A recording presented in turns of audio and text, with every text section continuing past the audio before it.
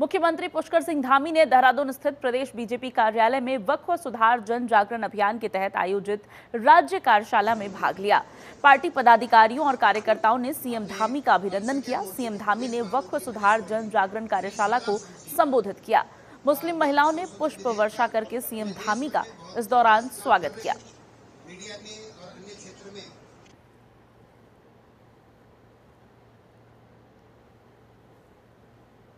अपनाकर आगे बढ़ें, उनकी उन्नति का कारण बने, तो उनका मार्गदर्शन मिलेगा और समीक्षा होगी। भारत सरकार लगातार हमारे राज्य की चिंता करती है। आदरणीय गृह मंत्री जी आएंगे तो निश्चित रूप से हमको अनेक जो हमारी योजनाएं हैं उन योजनाओं को स्वीकृति भी मिलेगी और विकास के जो काम हमारे चल रहे हैं उनमें और तेजी आएगी। मैं आदरणीय मुख्य गृह मंत्री जी का देवभूमि आगमन पर हृदय से उनका स्वागत। मैं सभी हाई स्कूल और इंटर के सभी परीक्षा में सम्मिलित होने वाले सभी छात्रों को छात्राओं को बहुत शुभकामनाएं देता हूं कि उनका रिजल्ट आएगा, उनके उज्जवल भविष्य का निर्माण करेगा। आगे चलकर विभिन्न क्षेत्रों में जाएंगे और सबका उज्जवल भविष्य हो, सब आगे बढ़ें और प्रदेश और देश में और दुनिया में जाकर राज्य का। मुख्यमंत्री पुष्कर सिंह धामी छात्र संघ उद्घाटन समारोह में शामिल होने गढ़वाल विश्वविद्यालय श्रीनगर पहुंचे। इस दौरान कैबिनेट मंत्री डॉक्टर धन सिंह रावत और देवप्रयाग विधायक विनोद कंडारी भी मौजूद रहे। सीएम धामी को सुनने के लिए बड़ी संख्या में छात्र पहुंचे। इस दौरान सीएम धामी ने समारोह को संबोधित भी किया।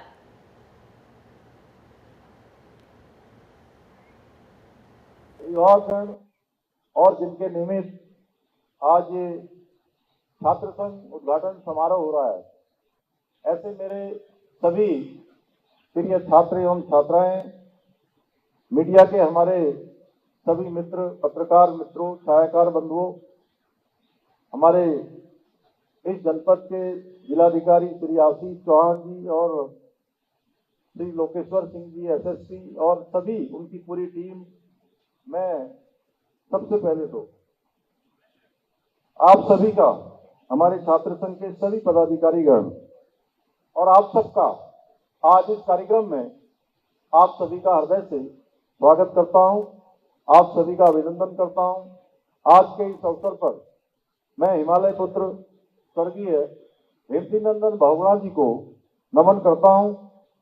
भाइयों बहनों, ज्ञान की तपोभूमि के रूप में विख्यात इस विश्वविद्यालय में उत्साह और ऊर्जा से ओत-प्रोत आप सभी युवाओं के बीच में आकर मुझे अत्यंत हर्ष की अनुभूति हो रही है। और सच में मैं जब भी किसी छात्रों के कार्यक्रम में जाता हूं, युवाओं के कार्यक्रम में जाता हूं, तो अपने आप में एक नई ऊर्जा का अनुभव होता है। सीएम धामी ने पुलिस विभाग को निर्देश दिए हैं कि वो फर्जी प्रमाण पत्र के आधार पर राज्य में अवैध रूप से रह रहे विदेशी घुसपैठियों के खिलाफ प्रशासन के साथ मिलकर व्यापक अभियान चलाकर तत्काल सख्त कार्रवाई करे।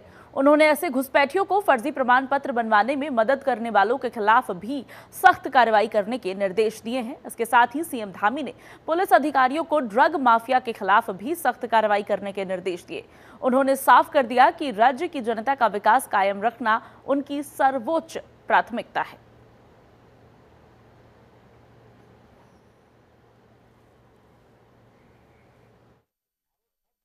पुलिस का 2 दिवसीय पुलिस की एक प्रदेश स्तरीय संगोष्ठी थी और उसमें विभिन्न मुद्दों पर जो भी राज्य के अंदर चुनौतियां हैं, आने वाले समय में 4 धाम यात्रा है, टूरिस्ट सीजन है, वनाग्नि है, साइबर कंट्रोल है, ट्रैफिक व्यवस्था है और अपराधों पर अंकुश लगाने की बात है, वेरिफिकेशन है, सभी जो भी हमारे एक समय से राज्य के लिए आवश्यक मुद्दे हैं, उन सभी पर पुलिस की 2 दिवसीय यहाँ पर संगोष्ठी चली है और बहुत अच्छा इनिशिएटिव पुलिस ने लिया है। हमारी पुलिस बहुत अच्छा काम कर रही है और आने वाले समय में जो भी चुनौतियाँ हैं उन पर बहुत अच्छे तरीके से काम होगा। अच्छा है, हमारे यहाँ पर आने वाले समय में कुंभ भी प्रस्तावित है, नंदा राज्यात भी है, कांवड़ यात्रा है, बड़े हमारे धार्मिक स्थान, देव स्थान, 4 धाम यात्रा है, शीतकालीन यात्रा हमने प्रारंभ की है और समय समय पर होने वाली जो आपदाएं हैं उन आपदाओं पर भी हमारी पुलिस, SDRF और अनेक मौक़ों पर बहुत इनिशिएटिव लेकर काम हमेशा करती रही है। और इस संगोष्ठी से और अच्छा उनका सबका समन्वय हुआ है, सबके विचार आए हैं, आपस में चीज़ों की गहन समीक्षा हुई है, जो आगे के लिए एक अच्छा लाइनअप होगा। अच्छा जो है आगे किस तरह से काम करना है, वो बहुत अच्छा मार्गदर्शन यहाँ से बड़े हमारे जो अधिकारी लोग हैं उन्होंने भी सभी के साथ वार्ता कर। प्रदेश के हर विधानसभा क्षेत्र में खेल कूद प्रतियोगिता होगी। मुख्यमंत्री पुष्कर सिंह धामी ने राज्य सचिवालय में युवा कल्याण विभाग की गेम चेंजर योजनाओं की समीक्षा के दौरान ये निर्देश दिए। उन्होंने कहा कि विधानसभा स्तर पर होने वाली इन प्रतियोगिताओं में युवा खिलाड़ियों और नई प्रतिभाओं को मंच मिलेगा। मुख्यमंत्री ने कहा कि विभाग की समस्त खेल परिसंपत्तियों को अधिकतम उपयोग में लाने के साथ ही उनके रख रखाव पर भी विशेष ध्यान दिया जाए। राज्य के सभी बहुउद्देशीय हॉल में भी खेल गतिविधियों के साथ ही स्थानीय सांस्कृतिक गतिविधियां भी आयोजित होती रहे।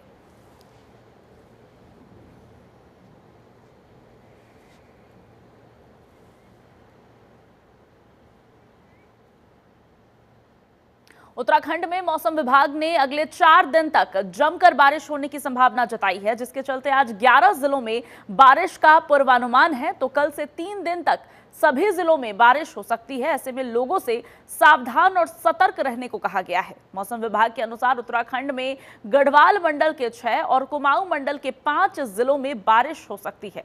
वहीं आज राज्य के सभी जिलों में बारिश होगी, जिसका सिलसिला 20 अप्रैल तक जारी रहेगा, जिसके बाद 21 अप्रैल से मौसम में थोड़ा राहत मिलेगा। साथ ही 21 अप्रैल को सिर्फ 3 जिलों में बारिश का अनुमान जताया गया है। नमस्कार, मैं विक्रम सिंह, निदेशक मौसम केंद्र देहरादून से। उत्तराखंड के लिए मौसम की बात करें तो कल 18 तारीख से लेकर 20 तारीख में फिर से एक पश्चिम विक्षोभ निकलेगा, जिसका असर की जो उत्तराखंड में भी देखने को मिलेगा। तो 18 तारीख को देखेंगे तो शाम रात से उसकी एक्टिविटी मिलनी शुरू होगी, खासकर गढ़वाल रीजन में, और छुटपुट एक्टिविटी जो कुमाऊं रीजन के हिल्स में भी वो मिलेंगी। तो आप ये कह सकते हैं 18 की रात को जो है कुछ जगहों में हल्की मध्यम तक की जो बारिश है या थंडरस्टॉर्म एक्टिविटी है वो गढ़वाल रीजन में रहेगी, और आइसोलेटेड एक्टिविटी कुमाऊं के जो अंदर के डिस्ट्रिक्ट्स है या और भी हिल्स के जो डिस्ट्रिक्ट हैं उनमें वो मिलेंगे। जब आप 19 तारीख को जाएंगे तो 19 तारीख को जो एक्टिविटी है वो पूरे प्रदेश में ही रहेगी। तो हल्की से मध्यम बारिश और जो थंडरस्टॉर्म एक्टिविटी है पूरे प्रदेश में जो 19 तारीख को देखने को मिलेगी। तो 19 तारीख को पीक रहेगा एक्टिविटीज़ का।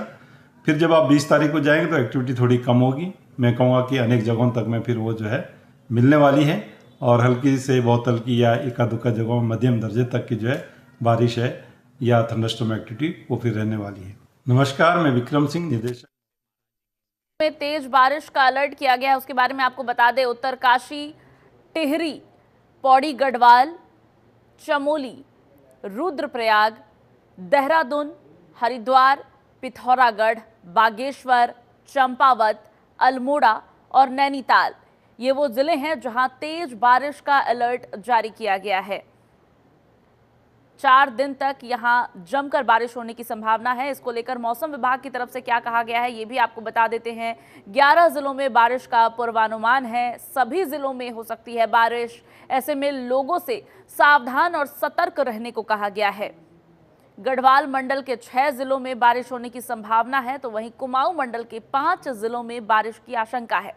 बारिश का सिलसिला 20 अप्रैल तक रहेगा और 21 अप्रैल से थोड़ी राहत मिलने की उम्मीद है। 21 अप्रैल को सिर्फ 3 जिलों में बारिश का अनुमान जताया जा रहा है। बड़कोट नगर क्षेत्र को जोड़ने वाले परंपरागत रास्तों पर हुए अतिक्रमण पर कार्रवाई की गई है। वार्ड नंबर 1 और वार्ड नंबर 4 को जोड़ने के लिए सड़क बनाई जा रही है। बड़कोट नगर पालिका अध्यक्ष विनोद डोभाल ने अपने चुनावी घोषणा में किए गए वादों को अब धरातल पर उतारना शुरू कर दिया है। यमुनोत्री हाईवे से अरामशीन वाल्मीकि बस्ती होते हुए तिलाड़ी मोटर मार्ग को जोड़ने का काम किया जा रहा है।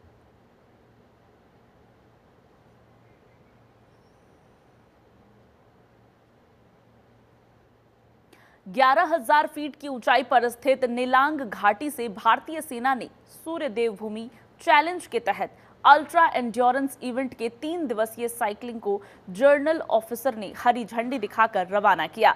सूर्य देवभूमि चैलेंज एक अभूतपूर्व अल्ट्रा एंड्योरेंस इवेंट है जो निलांग घाटी से 110 किलोमीटर की दूरी तय कर ऊंचाई वाली जगह से साइकिलिंग के दौड़ के साथ खड़ी ढलान, अप्रत्याशित मौसम और चुनौतीपूर्ण पहाड़ी इलाके से भटवाड़ी पहुंचेगी। इसमें सेना और आम नागरिक भी शामिल हैं।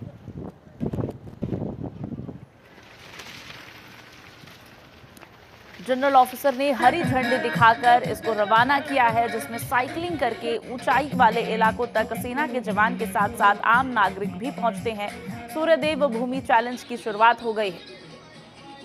3 दिवसीय साइकिलिंग का शुभारंभ किया गया है।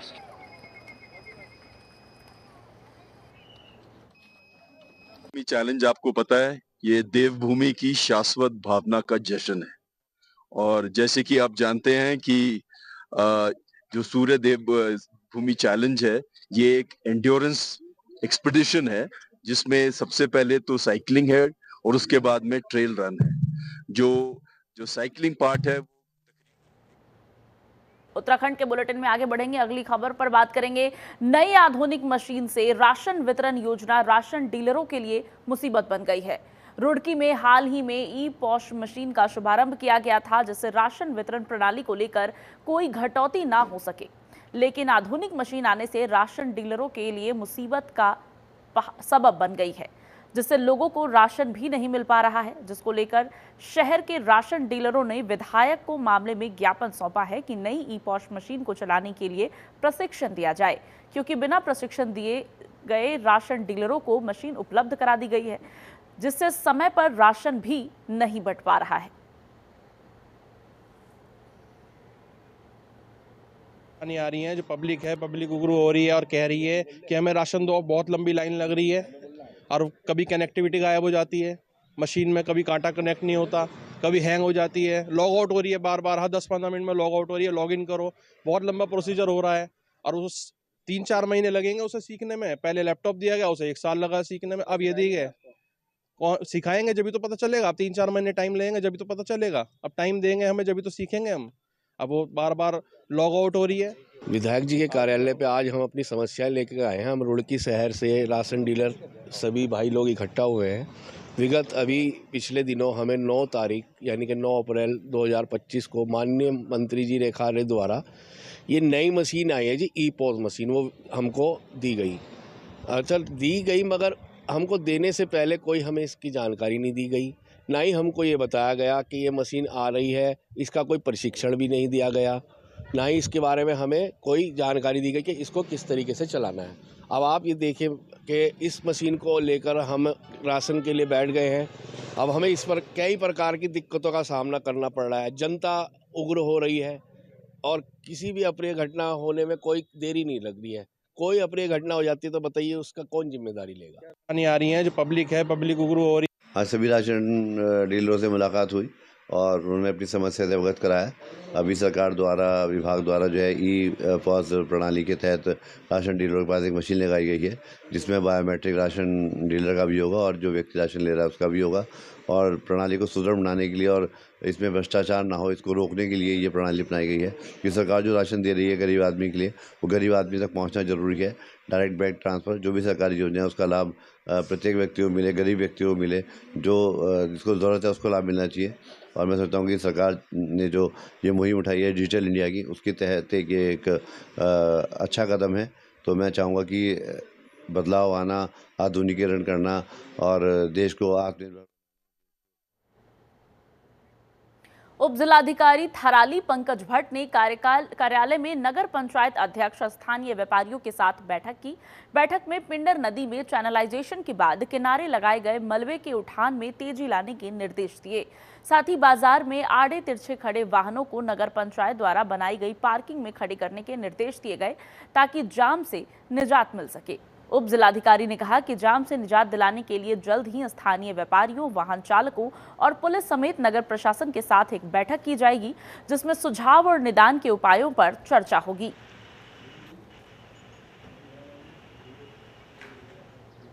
आज जो हमारे व्यवसायी थे इनको बुलाकर निर्देशित किया है। इसमें हमारे यहाँ पर मेनली 3 जो पट्टा धारक है, एक चेपड़ो वाला है और 2 पिंडर नदी से पहले वाला है। तो तो इनको बुला के इनको निर्देशित किया गया है। अभी जल्दी ही हमारी एक और मीटिंग करने वाले हैं, इसमें जो हमारे पुलिस थानाध्यक्ष हैं, व्यापार मंडल और टैक्सी एसोसिएशन हमारा जो है उनके साथ एक मीटिंग करेंगे और कैसे भी करके जो है ट्रैफिक जाम की जो व्यवस्था यहाँ पर देखी जा रही है कि एक तरह से अराजकता फैल रही है, तो कैसे हम इसमें चालानी कार्रवाई भी करेंगे। और इसमें सभी जो व्यापारी वर्ग है हम इनको धन्यवाद देना चाहेंगे, इन्होंने हमारा साथ दिया है और आगे भी हम आश्वस्त करते हैं क्योंकि कुछ स्कूल्स भी वहाँ पे हैं, तो कुछ जो स्कूली बच्चे उनको भी दिक्कत ना हो, तो बहुत जल्दी इसमें मीटिंग लेके हम अगले हफ्ते सब चालानी कार्रवाई। मुख्य बाजार की स्थिति देखते हुए, जो कि हमारा थराली मुख्य बाजार पिंडा नदी के समीप स्थित है, तो उसकी स्थिति जो अभी बरसात होती है उसमें जो वाटर लेवल है वो बहुत ऊपर आ जाता है।